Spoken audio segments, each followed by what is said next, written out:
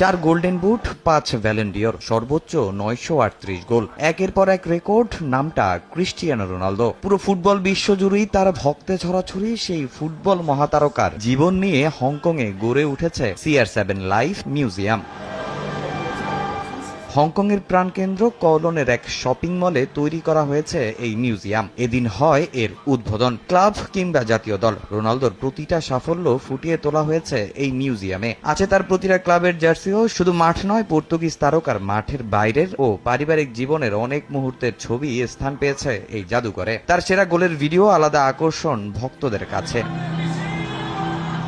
এশিয়ার মধ্যে প্রথমবারের মতো গড়ে তোলা এমন মিউজিয়ামের উদ্বোধনে থাকার কথা ছিল ক্রিস্টিয়ানো রোনালদোরও। ফুটবল আইকনকে কাছ থেকে এক নজর দেখার জন্য ভ্রমণ ক্লান্তি কিংবা অর্থের কথা ভুলে দূর দূরান্ত থেকে টিকিট সংগ্রহ করেন ভক্তরা। কিন্তু সতীর্থ জতার হঠাৎ মৃত্যুতে বদলে যায় প্রেক্ষাপট। যা নিয়ে খারাপ লাগা থাকলেও উদ্বোধনে ঠিকই হাজির হন শত শত ভক্ত। অনেকেরই অনুপ্রেরণার নাম রোনালদো। আমি সবসময় তাকে শ্রদ্ধা করি, সে আমার অনুপ্রেরণা। দেখা পেলে ভালোই লাগতো। সে সবসময় নিজের মতো থাকতে পছন্দ করেন, কোনো গুজব সমালোচনার কথা ভাবেন না। আমিও তার মতোই হতে চাই। আমি শুধুমাত্র ক্রিস্টিয়ানো রোনালদোর সঙ্গে দেখা করার জন্য $320 দিয়ে টিকিট কিনেছি। তবে তার পর্তুগিজ জাতীয় দলের সতীর্থ দিয়েগো জতা মারা গেছেন, তাই এ সময় তার এই উদ্বোধনে আসা কঠিন।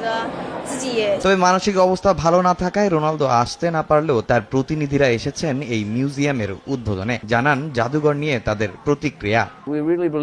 আমরা বিশ্বাস করি হংকং সিটি একটি প্রতিষ্ঠিত শহর, আর রোনালদোর কথা যদি বলি, সে বিশ্বের সবচেয়ে বড় ব্র্যান্ড। এখানকার ব্র্যান্ড ভ্যালু অনেক। এশিয়ায় রোনালদোর অনেক ভক্ত, তাই মিউজিয়ামের জন্য এটা ভালো জায়গা।